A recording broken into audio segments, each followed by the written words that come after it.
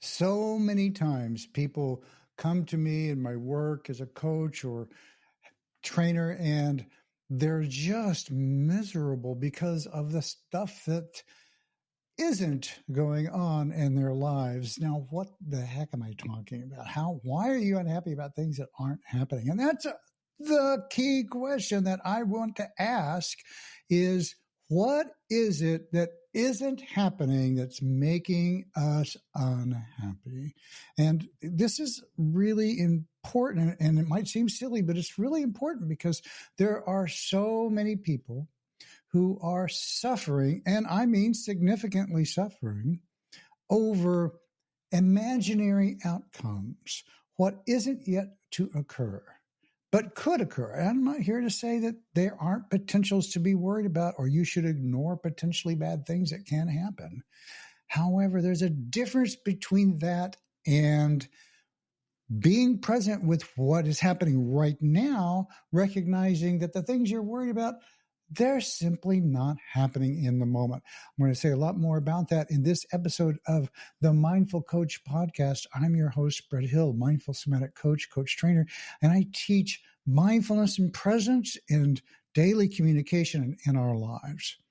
A big part of what's helped me and others understand how to have a day, have a moment. Well, let me say it like this. To have a day that is enjoyable is to have a day that has enjoyable moments. And I have an article on this. You can look it up, called Diamonds at Your Feet. The point of that is that there are beautiful moments every day, everywhere. The world is full of beauty. It's all over the place. And I don't mean complicated beauty like the perfect soulmate or the exact right seasoning in a batch of food or the perfect song delivered brilliantly. Those fabulous whenever those things happen, of course, but I'm talking about ordinary experience. And, well, I should say ordinary everyday events, and they're ordinary because they're every day. But if you look at them, they're actually anything but ordinary. It's the only thing missing is your attention. There's, as I look out the window here, there's gorgeous trees across the road here that are bursting out in their spring enthusiasm, and it's incredible to watch. And so sometimes I'll just sit and I'll just hang with the vibe of spring. Nothing's going on but me and simply appreciating this magnificent nothing's going on but this magnificent bursting out of flora and fauna all over the world. Nothing's going on but this magnificent foliage coming.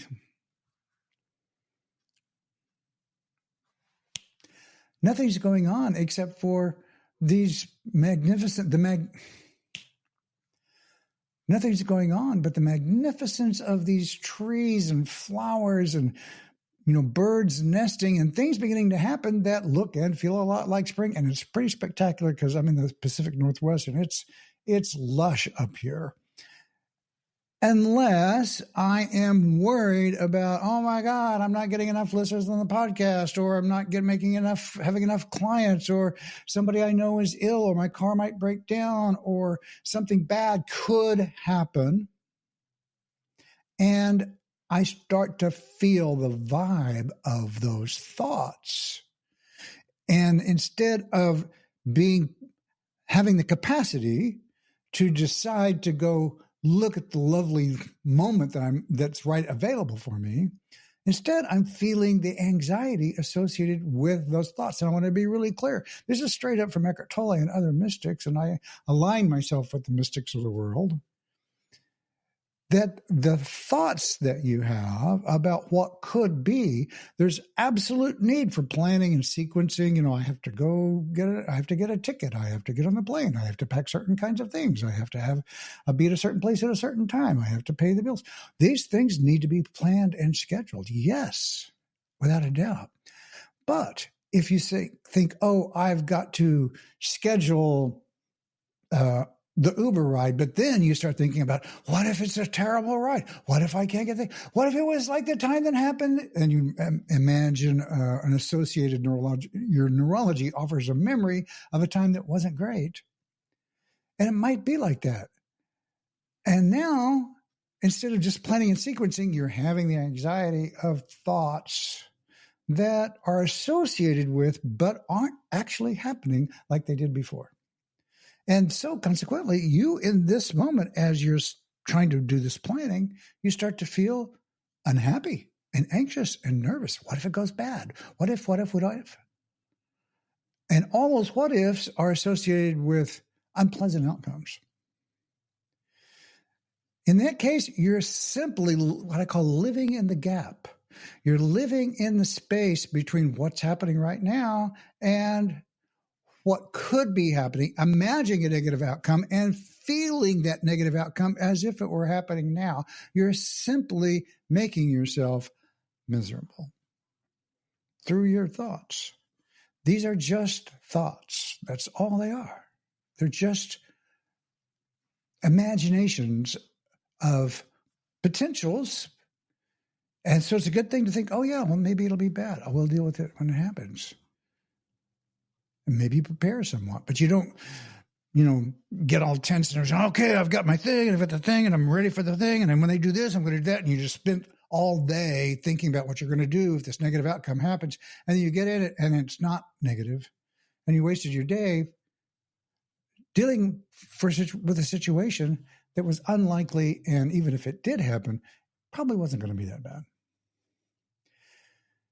These are ways we obsess about or borrow trouble. Sometimes I call it, or I've heard it called. When you're borrowing trouble from situations that aren't happening. Eckhart Tolle has a story, and I love this very much. I think it's in his book, The Power of Now. Or I also listened to a lot of his CDs at one time, so they're kind of all jumbled in there. The story was being present with what's happening, and he talks about this guy who's at the attorney and he's going bankrupt. And he goes, okay, so what's happening? Well, the windows open and you can see the trees outside, the lights happening. There's a clock on the wall going tick tock, tick tock. He can, as he signs his name to the paper that's going to declare him legally bankrupt, he can hear the scritching of the pen. I remember that word, scritching of the pen. So he's writing his name. He says, that's what's happening. Versus, oh my God, I'm going bankrupt. It's the end of the world. It's a terrible thing. I'll never be the same. How am I ever going to cover? And I'm not here to say this is a good thing to have happen to you. It's just that all of those thoughts do not change the circumstances of the moment. The moment is that the window's open, the clock is ticking, there's a scritching of the pen. It's a nice day outside. By imagining how horrible it is, or I should say, connecting to kind of the negative outcomes, letting yourself feel the negative outcomes constantly, or in this case, momentarily while you're writing this, you basically invite your nervous system to attune to all this negativity. And let's just play it back. You either sit there and you are attuned to how terrible it is and you have a really crappy moment, or you don't. And in either case, the state of affairs is the same. You're still declaring bankruptcy by putting your name on the paper. So which experience would you prefer? Which experience would you prefer? Would you prefer, if you have to do something as unpleasant as going back, would you prefer to have a really crappy time doing it and be miserable for days and days, months and months, or do it, be done, and move on and enjoy the diamonds at your feet, the beautiful opportunity that's right in front of you? And I want to be really clear, as I've said before, I'm not talking about escapism. I'm not talking about denying the negativity or the impacts of the things. I'm just simply talking about not making it more miserable than it needs to be. Another example, you're driving down the road. You're on the way to the airport. You've got to meet some people for an important meeting, and your car has a tire. Your car has a tire. Your car has a flat. You're stuck at the side of the road. Either you open the back, the spare tire is also flat. You can't change it. You are not going to get to the airport on time for your flight. What do? Well, you have choices. Well, hopefully you have choices. You can just go crazy. And, I would be struggling to use all of my skills in this moment, fair warning, right? And that would be to go, oh my God, tires flat, unexpected, unpleasant, unfun. And I'm going to take some action to get this resolved. I'm going to miss the plane. There are going to be negative outcomes of that. An unexpected, unpleasant turn of events has happened. And then I can go about fixing things and trying to do things as best I can to just move on, because no matter what you do, it is not going to change the facts of these circumstances. The only thing that will change is your experience of these circumstances. So I can disconnect from the outrage and the unpleasantness, justified as it may be. A story like this always happens to me. How come I can't get it? I work so hard. This is unfair. Think of the way they're going to be disappointed. Imagine what they're going to think about me. Oh my God, the opportunities I'm going to lose, because all of that may be in the air. But by just letting yourself have that, and that's basically the experience that you have for the next 2 hours or 3 hours, you're having a miserable time, and it doesn't change anything about the facts of the circumstances. So I'm inviting you to notice when you are imagining a negative outcome and feeling that you're borrowing from an unpleasant outcome in the future, borrowing that anxiety and bringing it into now. And noticing, and this is the mindful part, noticing when you're doing that, taking a breath and go, I'd really rather not feel bad. I'd really rather feel good. And I can't get to good or even average if I'm thinking of negative outcomes and feeling that negativity.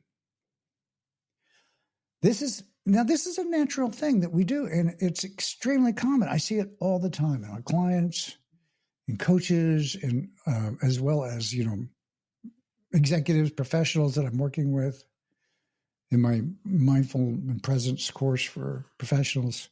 It's like people so worried about what could be happening, or what's the meaning of some potential thing that someone said, or what could be, is my career taking a dive? Oh my God, I'm in this tailspin about what could be happening, that's negative. And it could be that something negative is coming your way. It also could be something that's positive is coming your way. The question isn't, is something coming? Because there always is. The question is, are you over amplifying the negative outcomes and living in the sensation of those before they happen? And that way you just kind of trash your day. And after, a while of that, you're going, oh my God, I'm suffering. I can't enjoy life. I'm disconnected from the world. I can't connect to my feelings. I don't know, how to be happy anymore. This is one of the key reasons that people simply can't find a way to be more grounded and connected to what's true for them, is because they're not connected to what's true in the moment. There's only one moment in this bigger world, which is now. And that is unconditioned by circumstances. It gets a little woo. It's like by your being, the part of you that's manifesting now, the part of you, the you that manifests now, is unconditioned by circumstances. When you woke up, it's the same being that manifests as the one that's near death. There's lots of things that happen in the meantime, but the very thing that emanates your life itself is the same. And when you connect to this manifestation of the moment, maybe using your skills, techniques and skills, some of them I teach, like centering breath, yeah, there's this presence, there's this now, which is just right here. And when I connect to that and I look around, it looks and feels entirely different than, oh, I wonder what this means. This is, I potentially, oh, I went to see the doctor and they said I had a thing. Oh my God, it's horrible. And it's not great. There's no question about it. But who am I now? What's going on now? Oh, wow, it's beautiful trees. Oh, happy puppies. Lovely song. Nice smell of cooking. Beautiful sky. There's beauty all over. And when you connect to it, if you really connect to it, your nervous system will relax. I had a client recently, or tried to have a client recently, who was unwilling to simply be present with the experience of something like a tree or a sky. She said it was pointless. It didn't change anything. It's true. Didn't change any of his desires to be connected to a world that he wasn't having. He really, really was more or less obsessed with certain qualities and characteristics of people he wanted in his world, because he wanted his life to look a certain way, and he was not happy unless it looked that way. It really was all about appearances. And when you're attached to the notion of appearances, it's very hard to connect, to give yourself, to allow yourself to go deeper than that, because it sort of violates the premise that the appearances are what's important. So you look around and you go, oh, my world is actually beautiful already. Well, that's completely at odds with, I need to make it beautiful because there's not enough of what I call beauty in the world, which is, faces or objects or houses or cars or something like that. And those things will not bring you happiness. They're fun to have, but they won't bring you happiness, because that's something you can have anytime, any moment. And you don't have to believe me to know that. Just, ask around. Well, let's see. King Solomon was a guy they wrote about once. Vanity, vanity, all is vanity. And plenty of rich people in the world who are really, really unhappy. And there are plenty of people in really impoverished circumstances who are living wonderful lives moment to moment, not because of what they have, but because they appreciate the fact that they can actually breathe and stand, or get, if you are able, right, be present.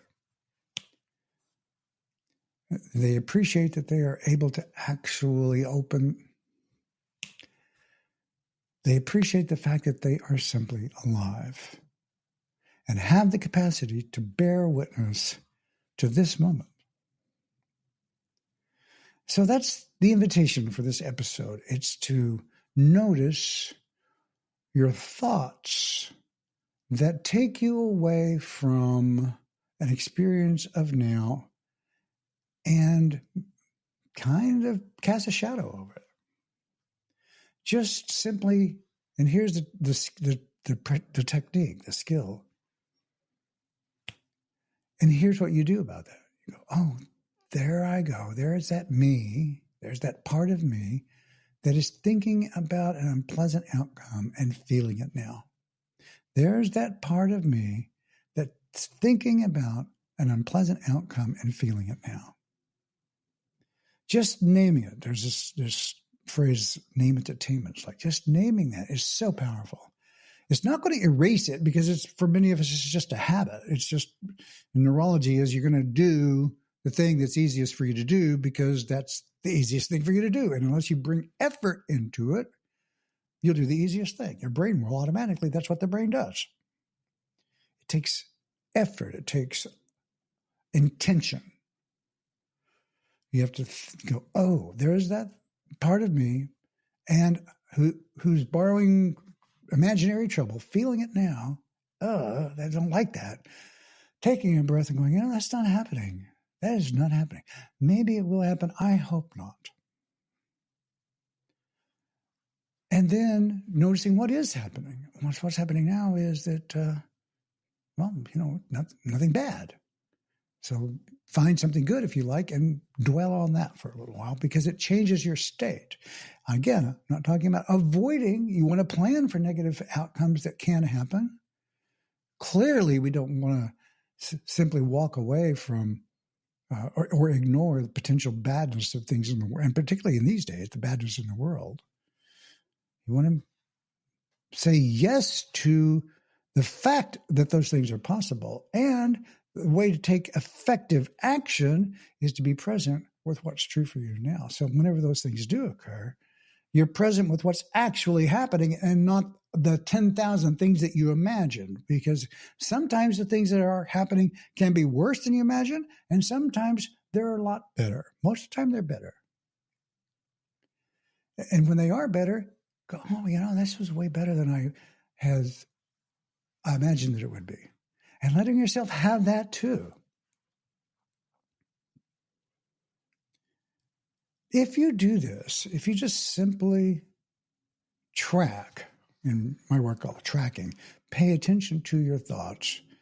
Oh yeah, that's happening. I'm going to be present now with what's actually happening. And that's maybe if you've heard of this somatic experiencing and some other skills where people are like really stressed and they're kind of maybe in a trauma almost. They look around the room and name things, like cup, tree, flower,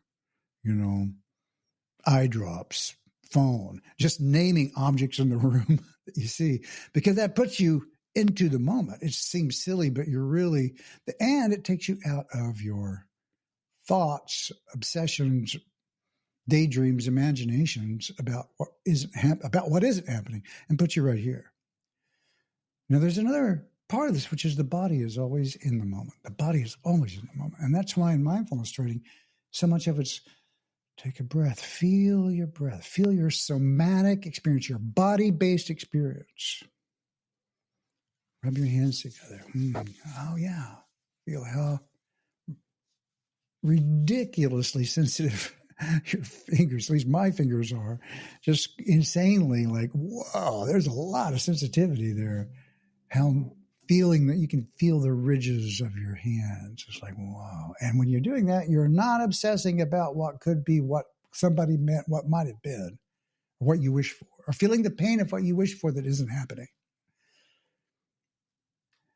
And it's important to do these things because it breaks the spell of, casting your thoughts into these negative scenarios and lifting those moments into now. It breaks that spell.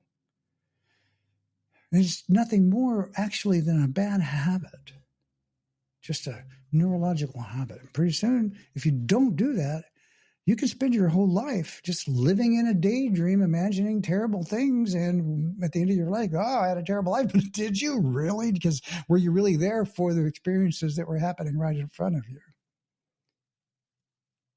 Maybe, and I'm not here to say that it wasn't terrible, but I am here to say that there are terrible things that happen to people, and they, I don't want to say make the best of it, because it's not like I'm trying to diminish the horror of some people's circumstances, but I am here to say that I always come back to the story about Nelson Mandela, who was imprisoned and tortured. And his biggest concern was that he would become like his jailers. His biggest concern is that he would become like and that he would grow to hate them. That really gets me. It's like, wow.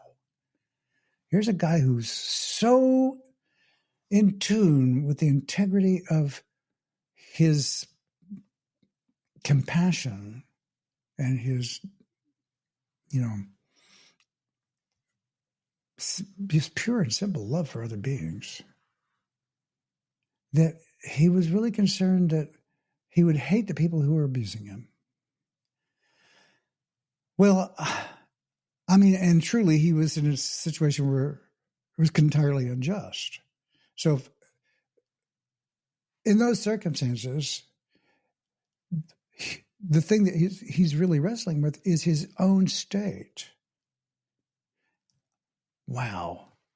That just speaks so much to me. And if he can manage that, then certainly most of us in our day-to-day lives can manage the mundane things that are happening. Oh my God, why is the parking so hard here? What is going on with them? They never show up on time. Why aren't they getting back to me? It's just so annoying. I just wish people would just do the right thing.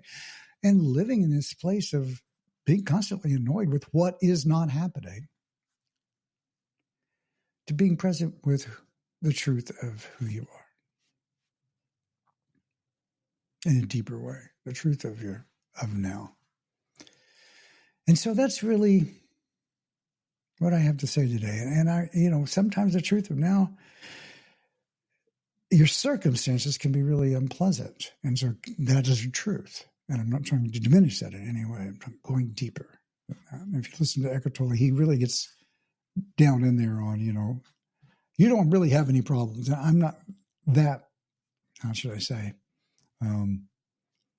I don't say that strongly because I do believe people have fundamental problems. You've got a fatal disease. That's a problem. Wishing it was otherwise does not cure you. And I say that with extreme empathy and humility around it, because I've known a lot of people who've had these serious problems, and thankfully I'm not one of them at this moment, but I'm under no illusions that it could be otherwise tomorrow or in a moment.